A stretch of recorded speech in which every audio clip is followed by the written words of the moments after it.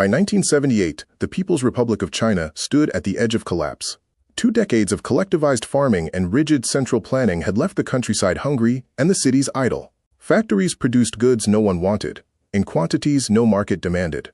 The problem was not a lack of labor. China had the largest workforce on earth. It was a lack of incentive. Under the commune system, a farmer who doubled his harvest kept nothing extra for himself. The state took the surplus, and ambition had nowhere to go. This was the unique tactical problem facing China's leadership. How does a nation lift 800 million people out of poverty without dismantling the political system that governs them? In December 1978, at the third plenum of the 11th Party Congress, Deng Xiaoping does not call for revolution. He calls for experimentation.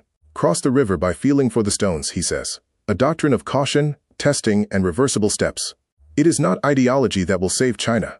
It is arithmetic. The first stone is laid in a small village called Shaogang, in Anhui Province. In secret, 18 farming families sign a handwritten contract, a document that could have sent them to prison.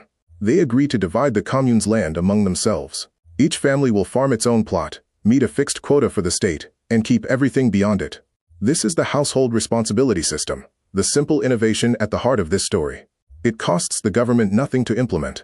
It requires no new infrastructure, no foreign loans, no ideological retreat. It only requires permission to let a farmer keep what he grows. The results are immediate. Within a year, Shaogang's harvest exceeds the previous 5 years combined.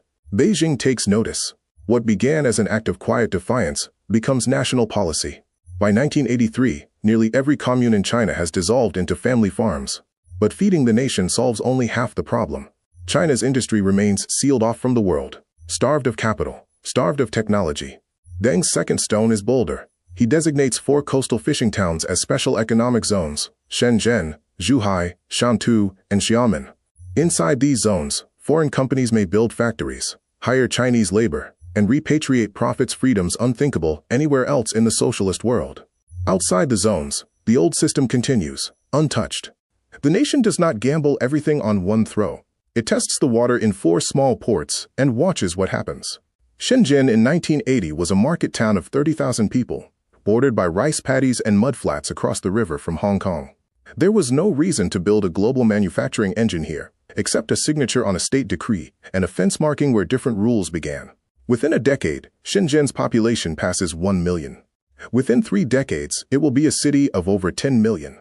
Its skyline dense with towers that did not exist in the memory of its oldest residents. Foreign capital arrives cautiously at first. Hong Kong manufacturers seeking lower labor costs, then Taiwanese electronics firms, then American and European corporations chasing the same math. Chinese wages a fraction of Western wages, a workforce disciplined and eager, and a government willing to build the roads, ports, and power plants required to keep the factories running. China does not sell the world an ideology. It sells the world a production line. By the early 1990s, the reforms faced their gravest test. The Tiananmen Square crackdown of 1989 isolates China diplomatically. Sanctions loom. Foreign investors hesitate. Some within the party argue for retreat, a return to central planning, a closing of the open door. In 1992, an aging Deng Xiaoping, holding no formal office, travels south to Shenzhen and Guangzhou in what becomes known as the Southern Tour. He walks through factories, praises the growth he sees, and delivers a message with no ambiguity. Reform is not negotiable. Development is the only path. The tour is broadcast nationally. It silences the retreat faction and reignites the reform program with new intensity.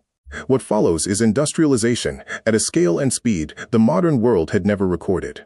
Rural migrants, hundreds of millions of them, move from inland provinces to coastal factory towns, forming the largest human migration in peacetime history. Dormitories rise beside assembly lines. Cities like Dongguan and Suzhou transform from agricultural counties into manufacturing hubs, producing textiles, toys, electronics, and eventually the components for nearly every category of consumer good on Earth. The next simple innovation arrives not as a policy, but as a membership card. In December 2001, after 15 years of negotiation, China joins the World Trade Organization. The agreement binds China to lower tariffs, protect, at least on paper, intellectual property, and open sectors of its economy to foreign competition. In exchange, China gains guaranteed access to global markets, no longer subject to the yearly renewal battles that had made its trade status a political weapon in Washington. For global manufacturers, the calculation becomes simple and irresistible. Build in China, sell everywhere. Supply chains that once ran through a dozen countries begin to consolidate around a single one. The scale of what follows defies easy description. Between 2001 and 2010, China's exports grow nearly sixfold. Steel production surpasses the combined output of the next four largest producers. Shanghai's Pudong district, farmland in 1990, becomes a financial skyline rivaling Manhattan. China builds more high-speed rail in a decade than the rest of the world combined. It becomes, by output, the workshop of the planet, the maker of the phone, the appliance, the garment, the toy, in nearly every household on Earth. Yet the deeper innovation was never simply cheap labor. It was the method. A government willing to experiment locally before imposing nationally, to tolerate contradiction. Capitalism inside the fence, socialism outside it, and to measure success not by doctrine but by results. Deng's own phrase captures it best. It does not matter if a cat is black or white, so long as it catches mice.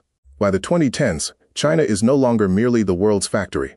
It is a creditor nation, a technology competitor, a builder of ports and railways from East Africa to Central Asia under the Belt and Road Initiative.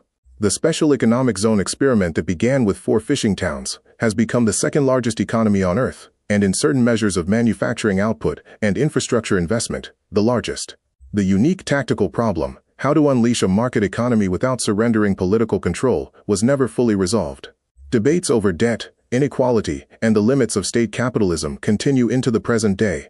But the simple innovation, permission, tested in small zones before being applied at national scale, remains one of the most consequential economic experiments of the modern era.